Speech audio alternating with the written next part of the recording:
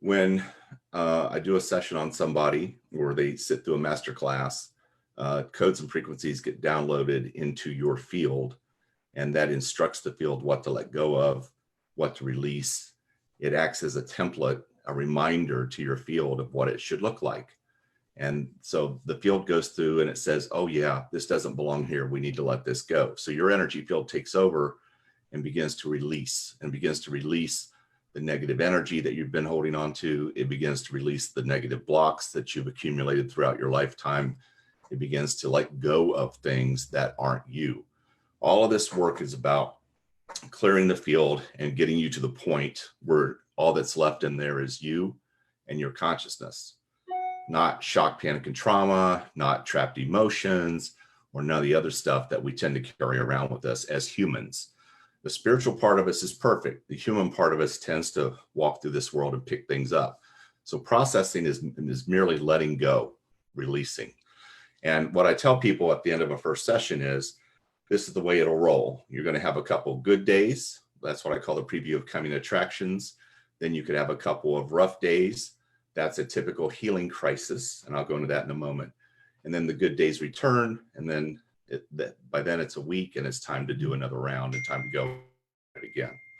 Okay, so we're going to talk today about what processing is. Processing is literally the field identifying energy and then finding it and letting go of it once and for all, and it will open the cells. So a lot of times, for example, trapped emotions will be trapped in the physical body. And so I'm going to use trapped emotions as an example, probably all the way through this. So when this trapped emotions is let go of, sometimes it opens the cells up to release that emotion. And when it does that, it will release poisons and toxins that it's been holding on to. So the cells of the body can hold on to trauma, shock, panic, and then also poisons and toxins that have accumulated. So that'll dump into the bloodstream. And as that dumps into the bloodstream, you get tired, you get achy, you get flu-like, you get inflammation. And if you're not hydrated, you will also get a headache, okay, because it permeates the blood-brain barrier. So processing goes hand in hand a lot of times with a healing crisis, and then it goes hand in hand with a detox. Okay, so a healing crisis is basically, can be in a lot of cases, a case where the body says, oh my gosh, I now have access to life force. Oh my gosh, I now have my soul back in my field. And it takes that energy and runs with it because it has been waiting a long time to have access to that energy again. And now it just goes off and it does as much work as it can, as fast as it can.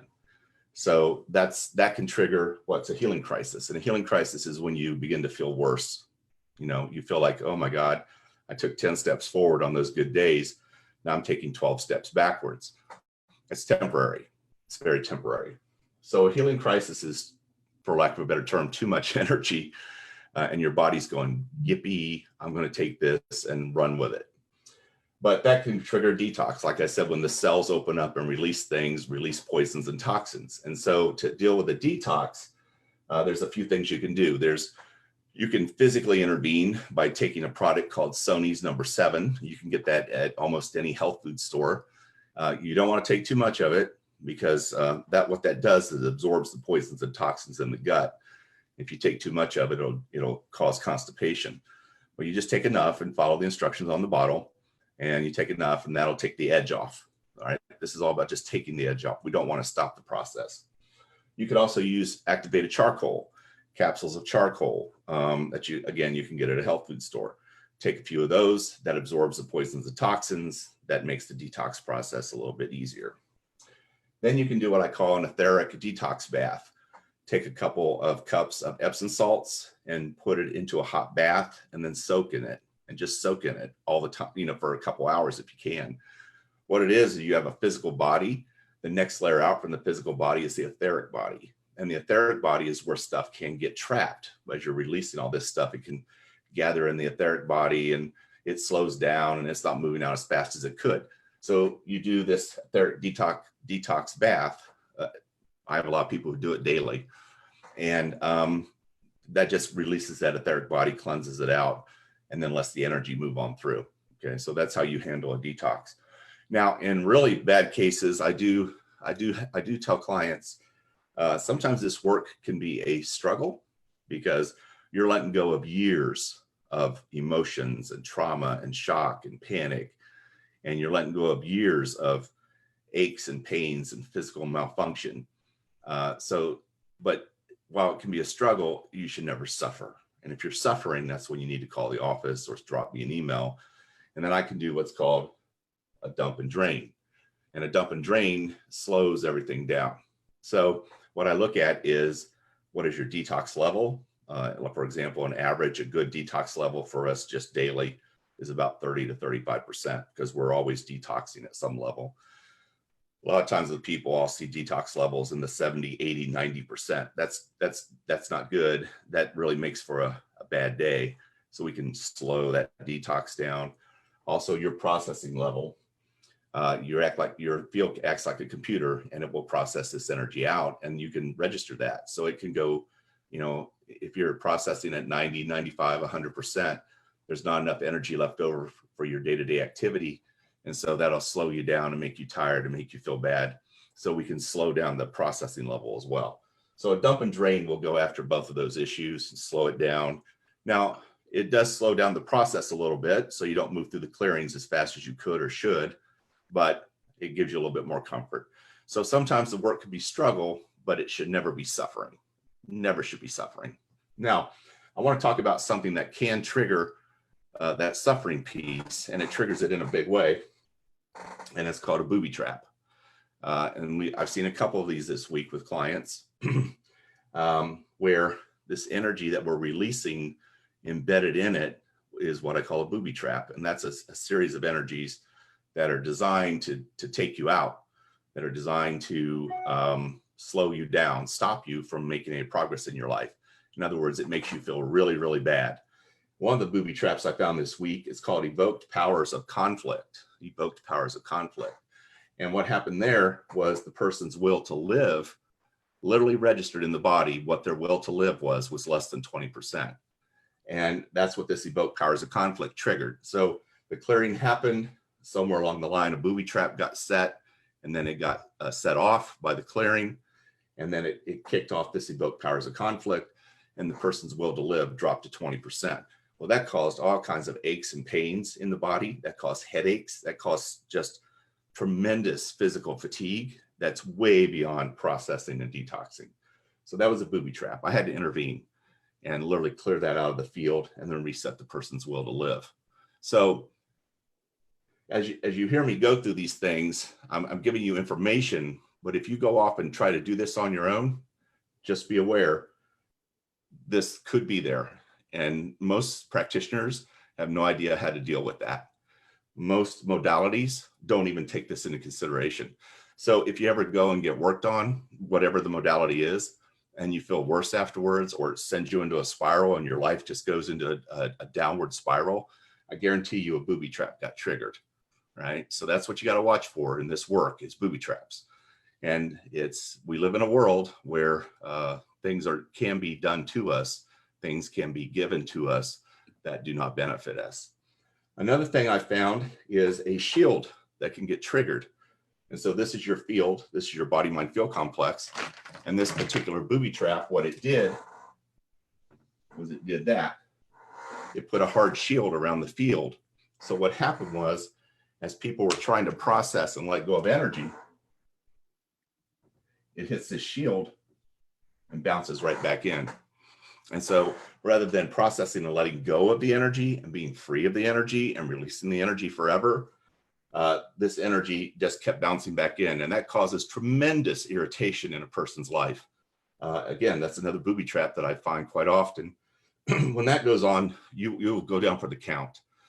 You'll go to bed for days on end, because there's no way you're processing to let go, and then it's coming back, and then you have to process it out again, and then it comes back. So it's a constant recycling of negative energy, and the agitation just builds and builds and builds. So that's another big thing you need to watch out for if you do this kind of work with anybody else, is booby traps and how to handle those and how to get around it. Now that all sounds terrible and awful and all that kind of stuff, but it is part of the process. but it's a shorter process than you getting into the mess in the first place. So when we work with clients, we can get clients out of it, out of a particular life situation in weeks or months versus the years that it took them to get all this stuff in their field. The other thing I want to point out is what I call the ripple effect. There is no private good, okay? And so when you get worked on, when you get your field clear, when you get consciousness back in the field, what happens is you impact other people around you. And you by processing and detoxing and all this stuff that you're going through can affect people around you. They can feel your field processing, and sometimes that'll trigger them. It's like a tuning fork. If you have a bunch of tuning forks in a room and you strike one and it's at the right pitch, the other forks will begin to vibrate. And that's what happens. When you begin to get worked on, you'll notice that your family will be impacted as well. So they may be processing and letting go of their stuff because you're processing and letting go of your stuff. So that's another thing I want you to be aware of, is the ripple effect.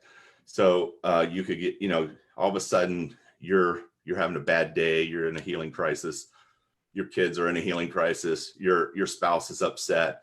Anything like that can happen because of the ripple effect. Now that's good news. That's good news also, because they're also getting healing. They're also getting cleared.